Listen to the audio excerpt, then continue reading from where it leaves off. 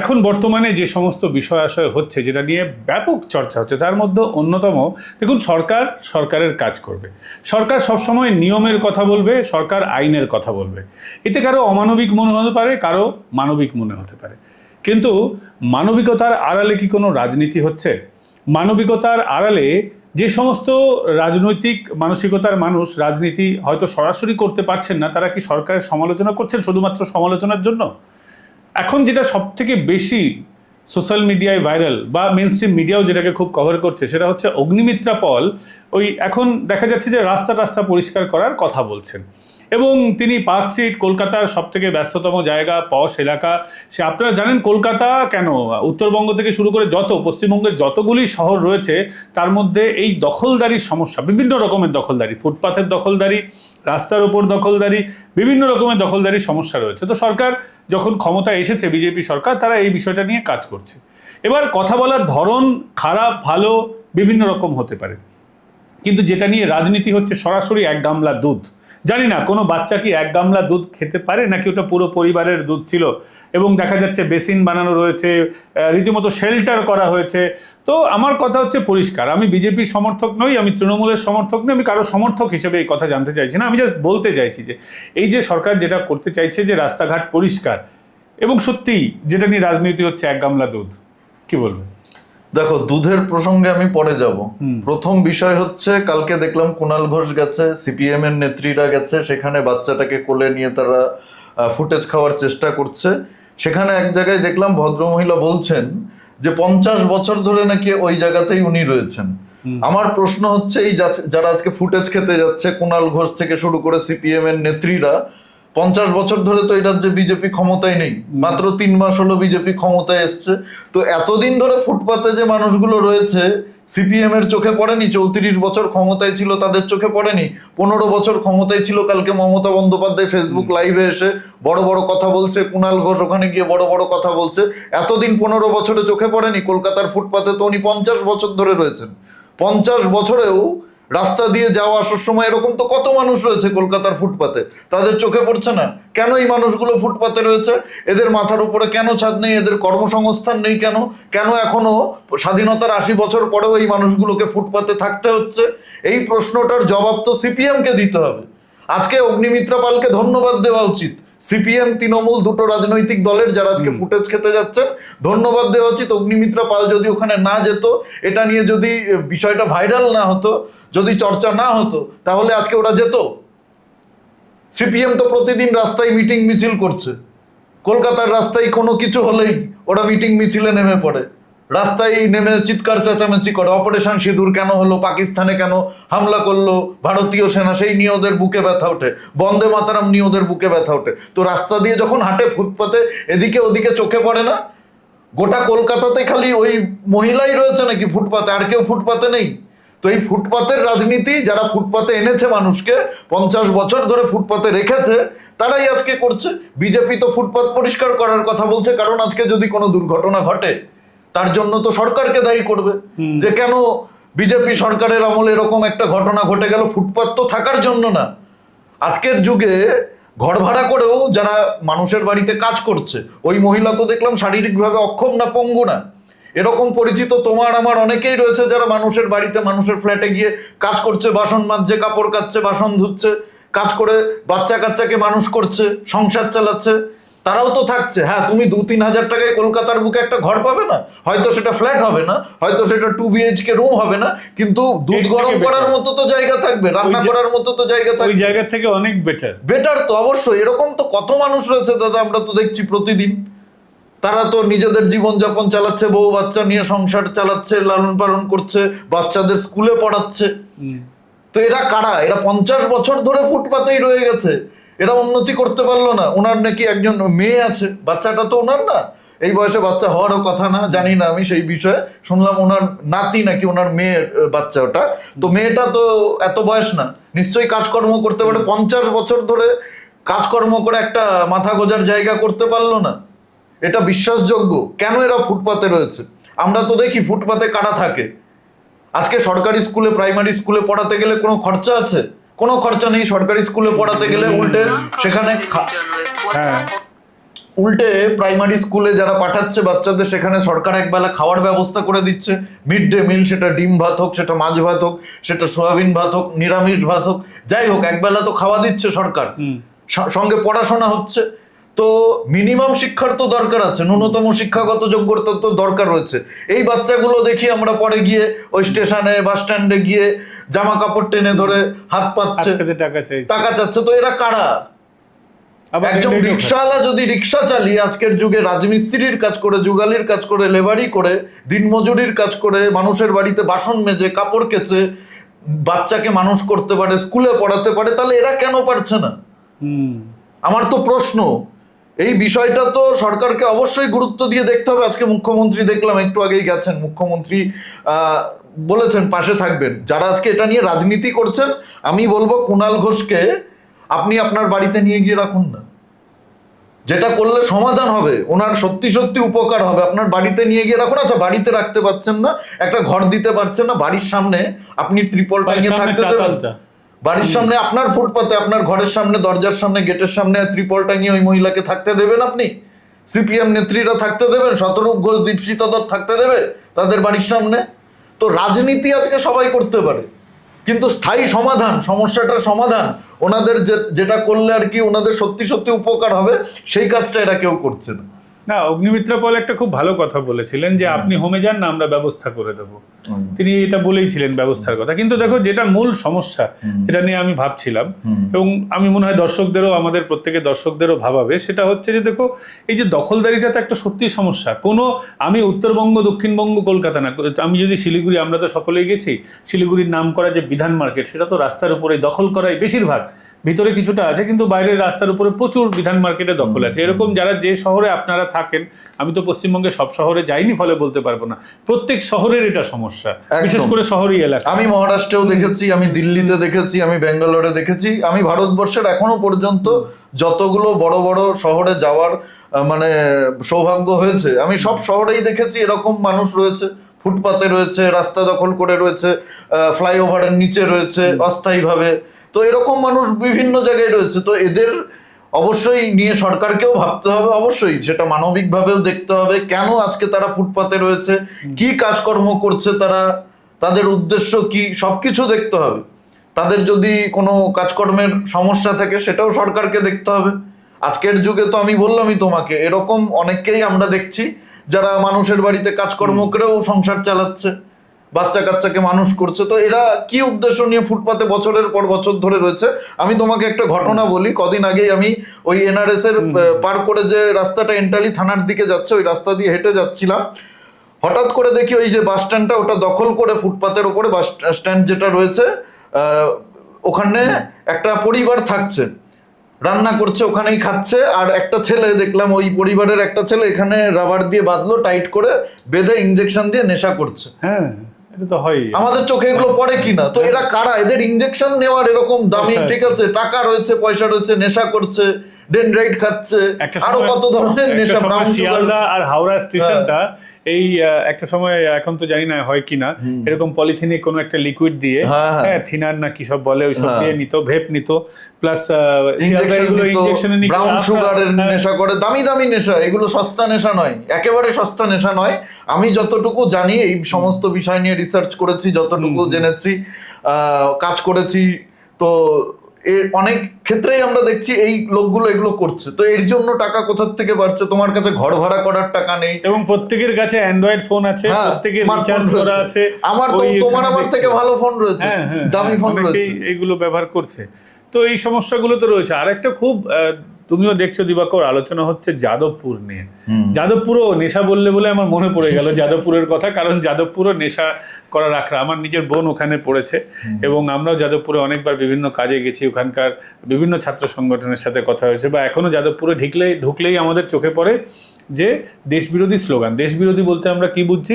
এটা বুঝছি পরিষ্কারভাবে, ওখানে দেখছি যে কিষাণজির নাম করে স্লোগান আছে। কেন বলছি দেশবিরোধী? কারণ মাওবাদী সংগঠন হচ্ছে দেশে নিষিদ্ধ সংগঠন, ফলে নিষিদ্ধ সংগঠনের যারা সমর্থক হবে তারা দেশের সরকারের যে পলিসির বিরোধিতা করলে সেটাকেই দেশ বিরোধিতা বলা হয়। এবং কিষাণজি কোনো খুব ভালো লোক ছিলেন বা কিষাণজি স্বাধীনতা সংগ্রামী ছিলেন সেটা তো আমরা সকলেই জানি যে তিনি কি কাজ করেছেন। ফলে সেখানে কিষাণজির সমর্থনে পোস্টার পরে, সেখানে আফজল গুরুর সমর্থনে পোস্টার পরে, সেখানে আমরা দেখতে পাচ্ছি উমর খালিদের সমর্থনে ওখানে দেওয়ালে ছবি আঁকা রয়েছে। যত রকমের ভারত বিরোধী শক্তি এবং ভারতের বিরুদ্ধে যত দেশগুলো আছে তাদের নেতাদের ওখানে রীতিমতো পুজো আচ্চা করা হয়। নেশার বিষয়টা তো আছেই। সেই যাদবপুরে যখন এই সমস্যার সমাধান সরকার করতে চাইছে এবং গণতান্ত্রিক প্রক্রিয়ায় এবিভিপি যখন গণতান্ত্রিক প্রক্রিয়ায় ঢুকতে চাইছে তখন তাদেরকে বাধা দিল, ফলে ক্ল্যাশ হলো।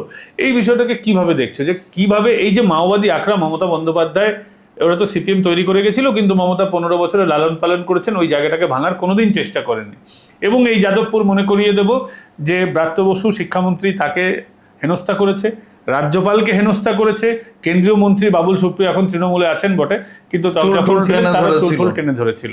তো এরা মনে করে যে যাদবপুরটা হচ্ছে তাদের একটা আলাদা ভূমি আর কি, আলাদা দেশ, যেখানে ভারতের সংবিধান চলবে না, ভারতের নেতাদের কথা চলবে না, ভারতের কিছু চলবে না, ওটাকে ওরা একটা দ্বীপরাষ্ট্র বানিয়ে ফেলেছে। এই বিষয়টাকে, সমস্যাটাকে তুমি কিভাবে দেখছো? এটা তো খুবই গম্ভীর সমস্যা। আমি নিজেও দেখেছি যাদবপুর ক্যাম্পাসের ভেতরে কাশ্মীরকে ভারত থেকে আলাদা করার চক্রান্ত হচ্ছে, সেই সমস্ত স্লোগান রয়েছে, এখনো রয়েছে। ঠিক আছে, আপনারা যদি কেউ যান কখনো দেখতে পাবেন ক্যাম্পাসের ভেতরে কি পরিমাণে নোংরামি চলে। স্বপ্নদ্বীপের কথা তোমাদের নিশ্চয়ই মনে আছে, কি হয়েছিল ছেলেটার সঙ্গে।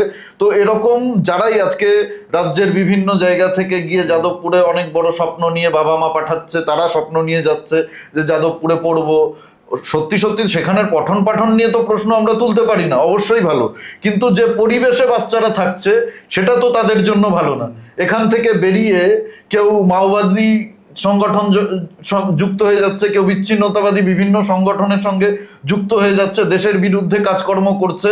আফজল গুরুর সমর্থনে সেখানে স্লোগান দেওয়া হচ্ছে শারজিল ইমাম, উমর খালিদ, যারা বলে ভারতের টুকরে হোঙ্গে, যারা বলে চিকেন নেককে কেটে নর্থ ইস্টকে আলাদা করে দেবো, তাদের সমর্থনে দীপশিতা দত্ত একেবারে প্রকাশ্যে উমর খালিদের সমর্থন করে, শতরূপ ঘোষ তো প্রকাশ্যে চারু মজুমদার উমর খালিদদের সমর্থন করে, কিষাণজির সমর্থন করে। তো এদের ডিএনএটা ওটাই। এরা ভারতবর্ষে উপদ্রব করেছে চিরকাল, এখনো করতে চায়, কিন্তু দিন বদলে গেছে। আমি বলবো এই বদমাইশি এগুলো আর যাদবপুরে চলবে না। এবিভিপি যেভাবেই হোক, যদি আমি বলবো অন্য কোনো ব্যবস্থা নিতে হয়, অন্য কোনো ব্যবস্থা কি সেটা আমি খুলে বলছি না, যারা বোঝার তারা বুঝে যাবেন, যে যেভাবে বোঝে তাকে সেভাবেই তো বুঝাতে হবে। তেরে মেরে ওই যে কথাটা আছে না, আমি বললাম না আর পুরো, ঠিক আছে, ইউটিউবে আবার অনেক কিছু সমস্যা হয়, তো সেইভাবেই যে যে ওষুধে বোঝে সেইভাবেই ওষুধ দেওয়া হবে, ভগবান যে ফুলে তুষ্ট হয় একদম একদম একদম ওইভাবেই পুজো দেওয়া হবে, পুজো দিয়ে পরিষ্কার করতে হবে, পবিত্র করতে হবে। যাদবপুর বিশ্ববিদ্যালয়ের যে ক্যাম্পাস রয়েছে সেই ক্যাম্পাস চত্বর পবিত্র করতে হবে, পরিষ্কার করতে হবে। সন্ধ্যা হলেই সেখানে গাঁজার ঠেক, সেখানে মদের ঠেক, বিয়ারের বোতল পুকুরের মধ্যে ভেসে থাকে, ওখানে গাজার গন্ধে মানুষ যেতে পারে না, রাস্তা দিয়ে হাঁটতে পারে না। এটা তো আজকের থেকে চলছে না, দীর্ঘদিন ধরে চলছে। মমতা বন্দ্যোপাধ্যায় এটা ভাঙতে পারেনি, সিপিএম এটাকে লালন পালন করেছে, মমতা বন্দ্যোপাধ্যায় নিজের স্বার্থে লালন পালন করেছে, কিন্তু বিজেপির সরকারের মুখ্যমন্ত্রী পরিষ্কার বার্তা দিয়ে দিয়েছে। এই বদমাইশি, দেশবিরোধী, আজাদি স্লোগান, বন্দে মাতারামের বিরোধিতা, ভারতবর্ষের বিরোধিতা, রাষ্ট্রের বিরোধিতা, সরকারের বিরোধিতা আলাদা বিষয়, এরা সরকারের বিরোধিতা করে না। সরকারের বিরোধিতা করুন, খুব ভালো কথা, আমরা তো চাই সরকারের বিরোধিতা হোক। গণতান্ত্রিক দেশে সরকারের যত সমালোচনা হবে, বিরোধিতা হবে, সরকার ততই ভালো কাজ করবে, এটা আমরা বিশ্বাস করি। কিন্তু সরকারের বিরোধিতা করা মানে এই নয় যে চিকেন নেক কেটে আমরা নর্থ ইস্টকে আলাদা করে দেব, এটা সরকারের বিরোধিতা। ভারত তেরে টুকরে হোঙ্গে ইনশাল্লাহ ইনশাল্লাহ, এটা সরকারের বিরোধিতা। আপনি বলুন তো, আপনারা বলুন তো, এটা সরকারের বিরোধিতা। কাশ্মীর মাঙ্গে আজাদি সরকারের বিরোধিতা। কিতনে আফজল মারোগে হাম ঘর ঘর যা আফজল নিকলেগা, এটা সরকারের বিরোধিতা। তো কি চাইছে এরা? বন্দে মাতারাম নিয়ে আমি দেখলাম মিছিল বের করেছে কালকে ওই যাদবপুরের সব কচিমাকুড়া, তারা বলছে বন্দে মাতারামে নাকি হিন্দু দেবদেবীদের নাম রয়েছে, সেই কারণে বন্দে মাতারাম গাওয়া যাবে না, এটা সেকুলার দেশ। অথচ যাদবপুর ক্যাম্পাসের ভেতরে ওরাই ইফতার পার্টি করছে। তুমি এটা নিয়ে ভিডিও করেছো, আমার মনে আছে, আমি এটা দেখেছিলাম। যাদবপুর ক্যাম্পাসের ভেতরে ইফতার পার্টি হচ্ছে, সেখানে সব ওই মাথায় হিজাব টিজাব পরে। ইফতারে আমার কোনো অসুবিধা নেই, কিন্তু সেখানে আজান দিয়ে যা রীতিনীতি হয় আর কি, একদম ইসলামিক লা ইলাহা রীতিনীতি, ইল্লাল্লাহ বলে হ্যাঁ, একেবারে ডিটো মমতা বন্দ্যোপাধ্যায় যেরকম মাথায় ওই যে হ্যাঁ। হিজাবটা পরতেন কাপড়টা দিয়ে একেবারে বেগমের মতো, সেই সব বেগম হয়ে যাচ্ছে। বেগম হয়ে মাথায় রুমাল দিয়ে কেউ কেউ টুপি পরে নিচ্ছে, টুপি পরে নিয়ে একেবারে ওদের মতো করে নামাজ পড়ে তারপরে ইফতার পার্টি করছে। এবং তখন সরস্বতী সমস্যা মনে হচ্ছে। করিয়ে দেবো যে এবং সরস্বতী পুজো করতে বাধা, কারণ ওটা হিন্দুদের পুজো। হ্যাঁ, তো এরা এই অ্যাকচুয়ালি যাদবপুরে। আজকে সিপিএম এর এই করুণ দশার কারণ কি? দলটার আজকে সংগঠন তো আছে, এটা অস্বীকার করার কোনো জায়গা নেই। 34 বছর যেই দলটা রাজত্ব করেছে পশ্চিমবঙ্গে, আজকে তাদের এরকম করুণ অবস্থার পেছনে সব থেকে বড় কারণ হচ্ছে এই হিন্দু বিরোধিতা, এই ভারতবর্ষের বিরোধিতা, রাষ্ট্রের বিরোধিতা। এই মানসিকতার জন্য আজকে মানুষ সিপিএম কে ছুড়ে ফেলে দিয়েছে। বিজেপির মধ্যেও কিছু ভুলভ্রান্তি হয়, সব রাজনৈতিক দল কাজ করতে গেলে, ক্ষমতায় বসে সরকার চালাতে গেলে সবকিছু আপনি পারফেক্ট করতে পারবেন না, একটা কিছু ভুল হবে, সমালোচনা হবে সেটা নিয়ে, এবং হওয়া উচিত। কিন্তু ভারত বিকল্প হিসাবে আপনি কাকে বেছে নেবেন? আপনার কাছে তো আর কোনো অপশন নেই। বিজেপির থেকে বেটার কোনো অপশন পশ্চিমবঙ্গে কেন ভারতবর্ষে বর্তমানে নেই, মানুষ সেটা বুঝে গেছে। সেই জন্য সিপিএম আজকে শূন্য। আজকে ওরা ভাবছে এই রাজনীতি করে, মমতা বন্দ্যোপাধ্যায় যে তোষণের রাজনীতি করেছে, এই হিজাব পরে ইফতার পার্টি করা, লা ইলাহা ইল্লাল্লাহ, একটা কমিউনিটি জোট বাঁধলে 12টা বাজিয়ে দেবে 1 সেকেন্ডের মধ্যে, এই পলিটিক্স এখন এরা করতে চাচ্ছে। কারণ শূন্যস্থান তো পূরণ করতে হবে, কাউকে না কাউকে এগিয়ে এসে শূন্যস্থান পূরণ করতে হবে। তো শূন্যস্থান পূরণ করতে গিয়ে যে এরা আসলে শূন্য হয়ে গেছে, ঠিক আছে, এদের অস্তিত্ব সংকটে পড়ে গেছে, সেটা বোঝার মতো মানে মনে হয় না বোধ বুদ্ধি সিপিএম নেতাদের আছে। কি কারণে এগুলো করছে, কি আনন্দ পাচ্ছে আমি জানি না। যে মমতার কথা বললে বলে মনে পড়ে গেল, গতকালই মমতা বন্দ্যোপাধ্যায় বলেছেন যে বিজেপি যেভাবে আমাদের ঘর ভেঙেছে, মানে বিজেপির ওনার ঘর ভেঙেছে, ওনার দল ছত্রছাড় হয়ে গেছে, পুরো খান খান হয়ে গেছে, টুকরো টুকরো গ্যাং হয়ে গেছে প্রায়। এক টুকরো দিল্লিতে এনসিপিআই, এক টুকরো পশ্চিমবঙ্গে ঋতব্রত, আর একটুখানি মমতা বন্দ্যোপাধ্যায় নিয়ে বসে আছেন। তো মমতা বন্দ্যোপাধ্যায় অভিশাপ দিয়েছেন যে আপনারা আমার ঘর আর ভেঙেছেন, এক টুকরো উপাসনা। হ্যাঁ, আর একটু করে উপাসনা, ওটা তো আলাদা চ্যাপ্টার, যাই হোক। তো মোট কথা হচ্ছে হাসির বাইরে গিয়ে যে তিনি অভিশাপ দিচ্ছেন যে বিজেপি যেভাবে আমার ঘর ভেঙেছে, গান্ধারীর অভিশাপের মতন মমতা অভিশাপ দিচ্ছেন যে বিজেপিরও ঘর সেভাবেই ভেঙে যাবে। কি বলবে এটা নিয়ে? বাংলায় তো সবসময় একটা প্রবাদ আছে, প্রায় মানুষ বলে স্বপ্নের অভিশাপে গরু মরে না। তো আমার মনে হয় না মমতা বন্দ্যোপাধ্যায়ের অভিশাপে, ওই অভিশাপ ওনারই লেগেছে। উনি সবাইকে অভিশাপ দিয়ে বেড়ান, তো ওই অভিশাপেই আজকে ওনার ঘর পুড়ে গেছে, একেবারে ছাড়খাড় হয়ে গেছে সবকিছু। শুধু পড়েনি, পুরো একেবারে ছাই হয়ে গেছে, ছাইটাও নেই, ভস্ম হয়ে গেছে একেবারে। তো এটাই বলবো, মমতা বন্দ্যোপাধ্যায় যে অভিশাপ দিয়ে বেড়াচ্ছেন, এইসব অভিশাপ দেবেন না। এমনি ভাইপোর অবস্থা খারাপ, অভিশাপ ভাইপো কি ফিরেছে? অভিশাপ ভাইপোর অবস্থা খারাপ হচ্ছে। ভাইপোর বিষয়ে আমি পরে আসছি। আরো মানে ভাইপোর খুব কঠিন অবস্থা হতে চলেছে। এখনই তিহার জেল অপেক্ষা করছে, তিহারের সেল অপেক্ষা করছে ভাইপোর জন্য, সমস্ত কিছু অপেক্ষা করছে। ওই যে ফাইল চুরির ঘটনা, ওটা নিয়েও মমতা বিপদে পড়তে চলেছে। তো এখন তো ঘরে বসে ওই ভিডিও করা ছাড়া বাইরে বেরোলে মানুষ কাদা ছুঁড়ে মারছে। এতদিন তো পুরো ফোর্স নিয়ে বেরোতো পুলিশ, 5,000 6,000 পুলিশ, একে গাঁজা কেসে ঢুকিয়ে দেবো, ভয় দেখাতো। এখন তো মানুষ আর ভয় নেই, এখন মানুষ কাদা ছুঁড়ে মারছে, ডিম ছুঁড়ে মারছে, গোবর ছুঁড়ে মারছে, সেই ভয়ে আর বাইরেও বেরোতে পারছে না। এখন ঘরে বসে ওই ফেসবুকে ভিডিও করে 2-4টে একে ওকে অভিশাপ দিচ্ছে। এগুলো হচ্ছে ওই হতাশা থেকে মানুষ এই সব কাজকর্ম করে। এখন আমার মমতা বন্দ্যোপাধ্যায়ের প্রতি সিম্প্যাথি রয়েছে, এছাড়া আর কি বলবো। মমতা বন্দ্যোপাধ্যায়কে তো আমি পাল্টা অভিশাপ দিতে পারি না, দেওয়ার মতো কিছু নেই।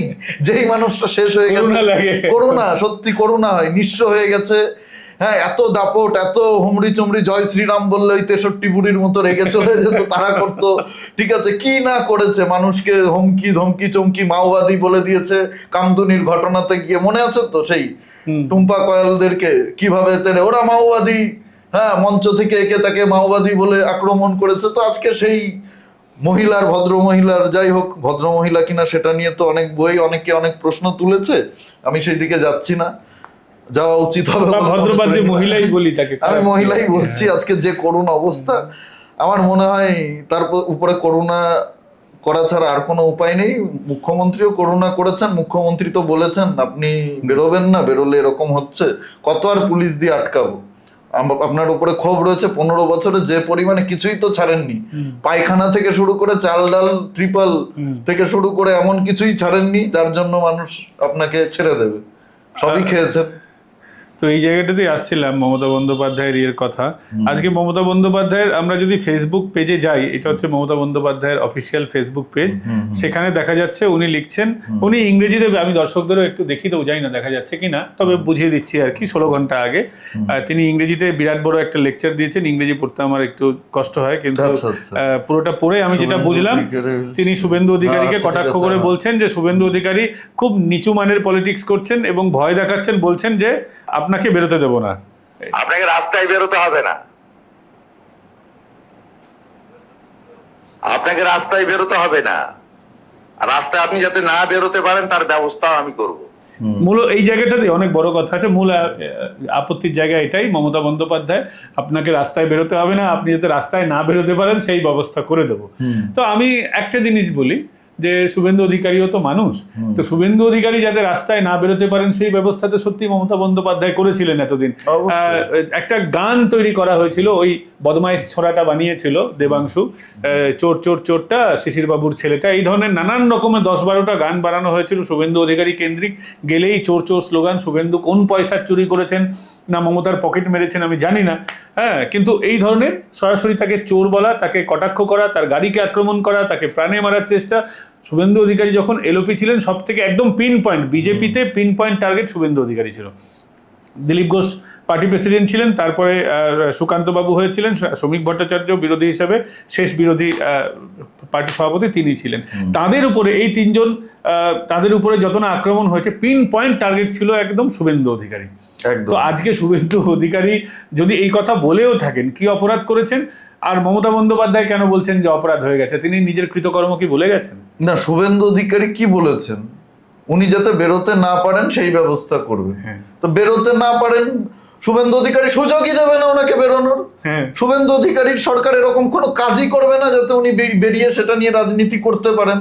এমনিও তো ওনার বেরোনো উচিত না। যেভাবে মানুষ ক্ষেপে রয়েছে ওনার উপরে, যেভাবে মানুষের ক্ষোভ রয়েছে, ওই যে কাদা ফাদা ছুঁড়ে মারছে, গালিগালাজ করছে, বয়স্ক মহিলা তো সেই হিসাবে বয়সের দিক খেয়াল করে শুভেন্দু অধিকারী ওই অনন্ত মহারাজকেও ছাড় দিয়ে দিয়েছেন। না, প্রোটেকশন তো দিয়েছে, যেখানেই গন্ডগোল হয়েছে পুলিশ অবশ্যই পুলিশ ব্যবস্থা নিয়েছে, এবং মেজর কিছু গাড়ির উপরেও কোনো ভাঙচুর হয়নি। শুভেন্দুর উপরে যেভাবে হামলা হয়েছে, শুভেন্দু অধিকারীর উপরে যেরকম আক্রমণ হয়েছে, বা বিজেপির অন্যান্য নেতা নেত্রীদের উপরে, কার উপরে হয়নি? জেপি নাড্ডা থেকে শুরু করে কৈলাস বিজয়বর্গী থেকে শুরু করে সবার উপরে হামলা। তো আজকে আপনি যা করেছেন, কর্মের ফল তো ভোগ করতেই হবে। আপনি যেটা শুরু করবেন, সেই আপনি আগুন জ্বালালে, বস্তিতে আগুন জ্বালালে শুধু কি প্রতিবেশীর ঘর পড়বে, সেই আগুন আপনার ঘর পোড়াবে না? তো এটাই তো স্বাভাবিক। রাজনীতিতে আপনি যে কালচারটা শুরু করেছেন, আপনি যে নোংরা রাজনীতিটা শুরু করেছেন, সেই রাজনীতি তো আজকে আপনার সঙ্গে হবেই, কিন্তু সেই পরিমাণে হচ্ছে না। বিজেপি মানে এটা খুব সাধুবাদ দেওয়া উচিত শুভেন্দু অধিকারীকে, বিজেপি সরকারকে সাধুবাদ দেওয়া উচিত যে এখনো তৃণমূল রাজনীতি করতে পারছে, এখনো মমতা বন্দ্যোপাধ্যায় গ্রেপ্তার হয়নি, এখনো অভিষেক বন্দ্যোপাধ্যায় বিদেশে যেতে পারছে। শুধুমাত্র ডিম ছোড়া হচ্ছে, পাথর ছোড়া হচ্ছে না, গুলি করা হচ্ছে না।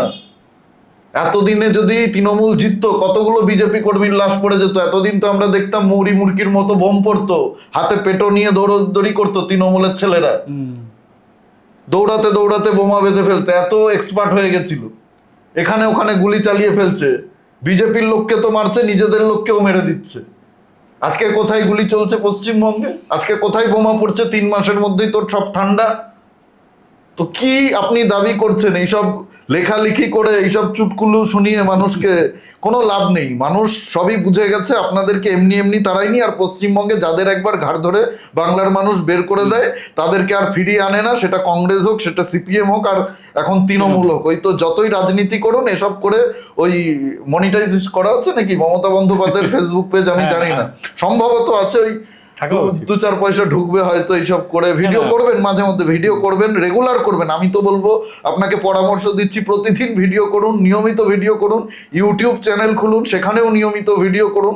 উপাসনাদের বলুন সেগুলো শেয়ার করতে, 2-4 পয়সা আসবে, 2-4 পয়সা আপনারাও ওই সবার পেছনে খরচ করতে পারবেন। কালীঘাটে এখন তো আর আগের মতো সরকারি টাকা দিয়ে সব হয় না, এখন পার্টি ফান্ডেরও টাকা নেই, সেটা নিয়েও ভাগাভাগি চলছে। কি হবে, অ্যাকাউন্ট সব শুনলাম সিজ হয়ে গেছে। তো এগুলো করুন, এখন আর কোনো অপশন নেই। না, বলতে বলতে দিবাকরের আমরা একদম শেষ প্রান্তে চলে এসেছি, কারণ এই আড্ডা একদম চলতে থাকবে ঘন্টার পর ঘন্টা। আর আপনারা জানি একটা সময় আপনাদেরও বাউন্ডেশন রয়েছে। তো শেষ বলে এটাই শেষ করি যে মমতা বন্দ্যোপাধ্যায় রয়্যালটির টাকাও পাননি। তিনি অভিযোগ করেছেন যে রয়্যালটির টাকা নাকি তার ঢুকছে না। সত্যি করুণ অবস্থা। এবং মমতা বন্দ্যোপাধ্যায় ইউটিউব ফেসবুক করে দিন কাটালে মোটামুটি ঠিকঠাক ইউটিউব ফেসবুকে দিন চলার মতন রোজগার হয়ে যায়। তো অ্যাপার্ট ফ্রম দ্য জোক, এখানেই এই ভিডিওটা শেষ করছি। দেখতেই পাচ্ছি অনেকক্ষণ সময় হয়ে গেছে, এবং আপনারা ধৈর্য ধরে যে এতক্ষণ এই ভিডিওটা দেখলেন তার জন্য আপনাদের অসংখ্য অসংখ্য ধন্যবাদ জানাই। দিবাকর দেবনাথের চ্যানেল আপনারা প্রত্যেকেই জানেন, জাগরণ বাংলা। আর কয়েক হাজার দর্শক হলেই কিন্তু 1 লাখ, এবং 1 লাখ একটা আমাদের ইউটিউবারদের কাছে কিন্তু একটা মাইলস্টোন। এবং দিবাকর এই মাইলস্টোন আগেও অ্যাচিভ করেছে, নতুন নয়। কারণ তার আগের চ্যানেলটা আপনারা সকলেই জানেন যে আমাদের সোসাইটির কিছু ব্যাড এলিমেন্ট তাদের মানে চক্ষুশূলে পড়েছিল, এবং যারা দেশবিরোধী শক্তি আছে তারা সেটাকে স্ট্রাইক দিয়ে চ্যানেলটাকে অনেকটাই বরবাদ করে ফেলেছে। তো আপনারা আরও বেশি বেশি করে, যারা এখনও সাবস্ক্রাইব করেননি দিবাকরের চ্যানেল, আমি রিকোয়েস্ট করবো একটু সাবস্ক্রাইব করে নিন। এই মাইলস্টোন আমাদেরকে ছুতে হবে, এবং আরও অনেক দূর আমাদেরকে যেতে হবে। এখনও আমাদের 1 মিলিয়ন নেক্সট টার্গেট হবে এরপরে আমাদের দুজনেরই। তো ভালো থাকবেন, সুস্থ থাকবেন। আপনাদের এতক্ষণ এই ভিডিও দেখার জন্য ধন্যবাদ। আপনাদের সঙ্গে আগামীকাল আবার দেখা হচ্ছে অন্য কোনো বিষয়ে। নমস্কার। নমস্কার।